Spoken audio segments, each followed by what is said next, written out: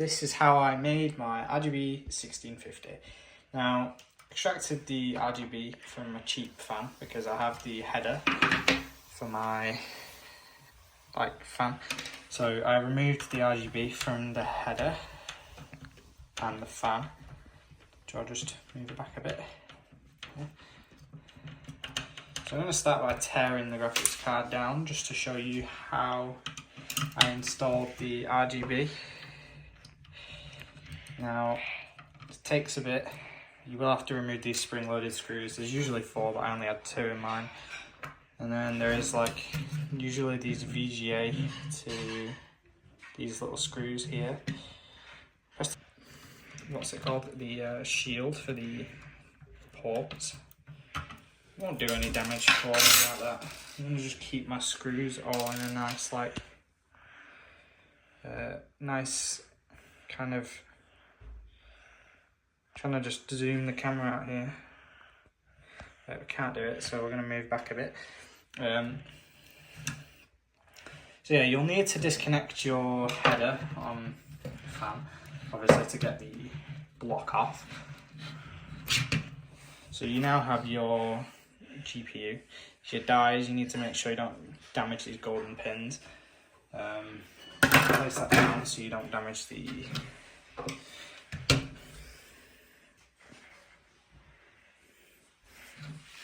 Now, I am going to start by tearing the heatsink off of the fan. Can't really see, but just keep your screws in one place because they're very small.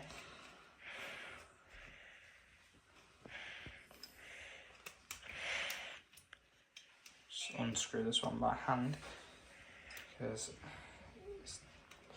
still a bit in there. Probably should have done the crisscross method for screws, but it doesn't really matter. Since this isn't applying pressure, it's removing pressure. I'm going to unscrew the 4 screws that are the top and the bottom of the graphics card. Yeah, that'll take you a moment, so just take your time with it, because if you lose these screws, your heatsink won't get proper contact with your fan. You remove the heatsink now. So you can see the RGB strip in here. Now, what I'm going to say is, if you just zoom in on these, actually, no, I didn't mean zoom in, just go closer. Now, I would recommend putting your RGB inside of these, but with the fan header being there, it may kind of block you from doing that. So just do it to the best of your ability. And then you want to start reassembling now, basically. Putting the RGB strip in there was probably the easiest thing, because it has now changed the shape of the card a little bit, so you may struggle to get the shield back on, and the heatsink has to line up with the holes, otherwise you'll never screw it in. Oh, drop the screw there.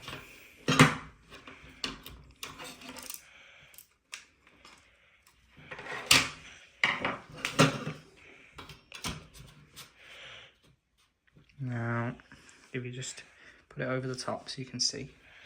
So you have to align the holes with the screw holes, which you can see there. Now I'm going to screw this one in. And we're going to do the crisscross pattern this time to apply an equal force.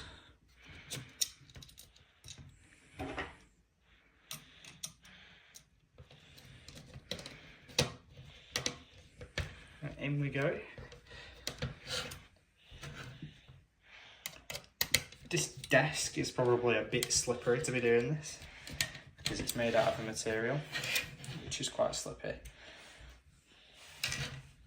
But it is a standing desk, so it's a lot easier on your back if you use a standing desk when building.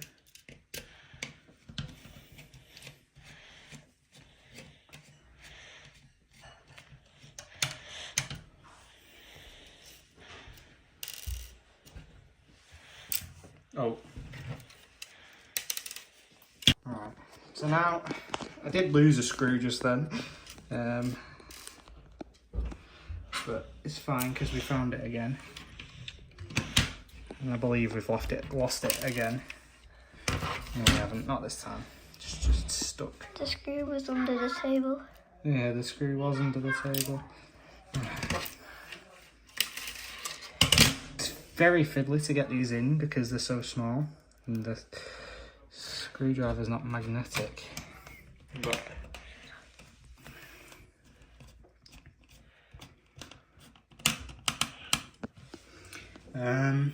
also, where you apply the RGB also makes it look different, because if you want the RGB to come out the bottom fan, you will need to apply the RGB in a way that it is kind of facing down, but if you want it to come out of the heatsink, then you'll want it like this, because it'll reflect off of the heatsink and furthermore just bounce around on the heatsink. So we're gonna put the actual GPU back on now. Oh, you don't want to do that, because that'll break it.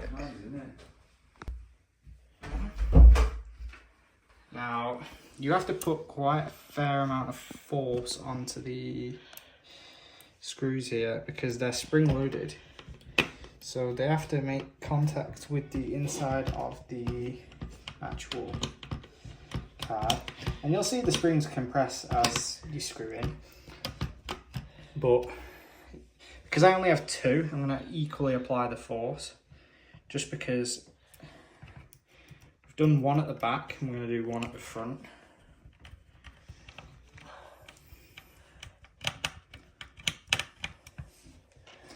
Now, we're going to put the shield back on now, but you have to make sure this is the right way around, otherwise you'll never get it back on.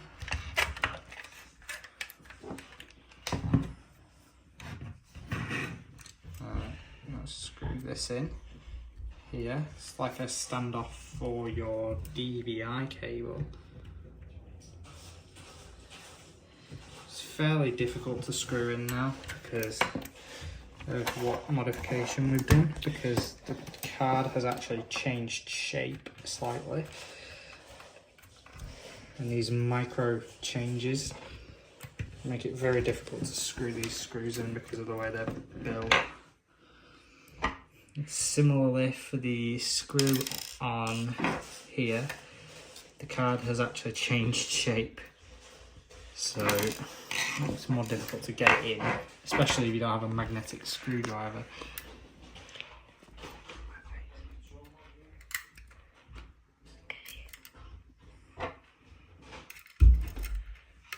No, don't film Me, and you forgot to put the header back in. Going to be slightly more difficult for you now because there's not very much space in this, but you should be able to do it fairly easy. And if you can't, you can always just undo these screws again and just connect the connector again.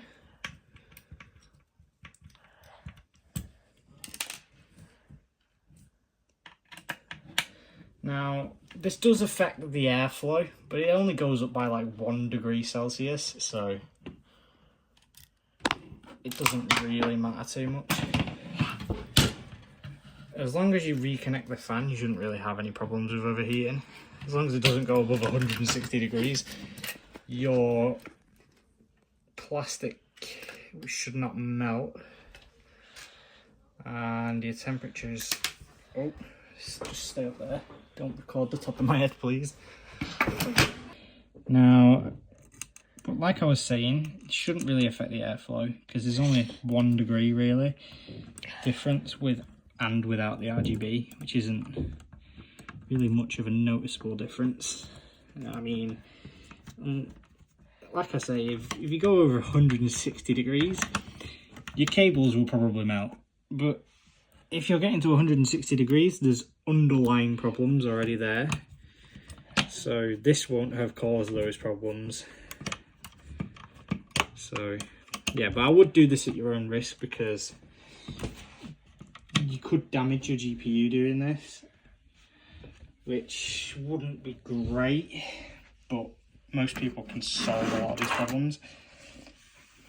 Now, I'm going to put this back in the PCIe slot down there, and I will be reconnecting the RGB.